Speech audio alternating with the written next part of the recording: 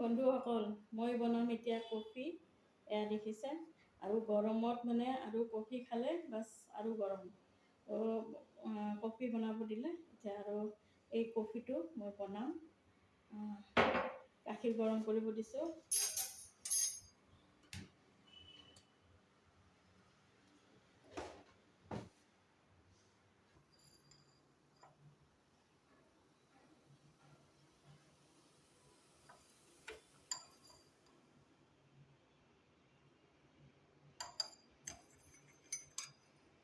বন্ধুসকল, এনেকৈ বগা কৰি নলালে কফি খোৱা হেন নালাগে।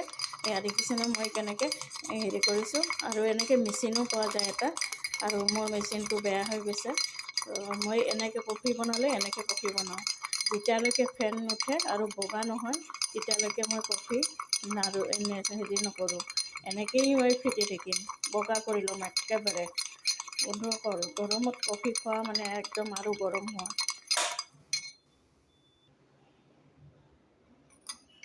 কফি খোৱাৰ মজা বন্ধুসকল, এনেকৈ যদি কফি নবনায় তেতিয়াহ'লে কফি নাখালেও হ'ব।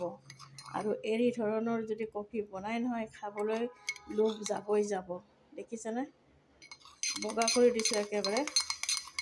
কফি বনালে, মই যদি কফি বনাওঁ এনেকৈয়ে বনাওঁ বন্ধুসকল।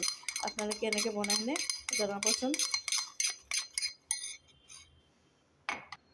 মই লগতে অকণমান পানী দিলোঁ আৰু পানী আৰু গাখীৰ দুটাই মিলাই পেলাই দিম। গাখীৰ দিলে মানে ভাল নালাগে। দেখা পালেনে কেনেকৈ ফেন উঠি গৈছে। আৰু এই হৈছে কফি, দেখিছে নহয়। হোটেলৰ নিচিনা মানে কফি, কেফেৰ নিচিনা মানে কফি হৈছে। আপোনালোকে যদি খাব খোজে আহক।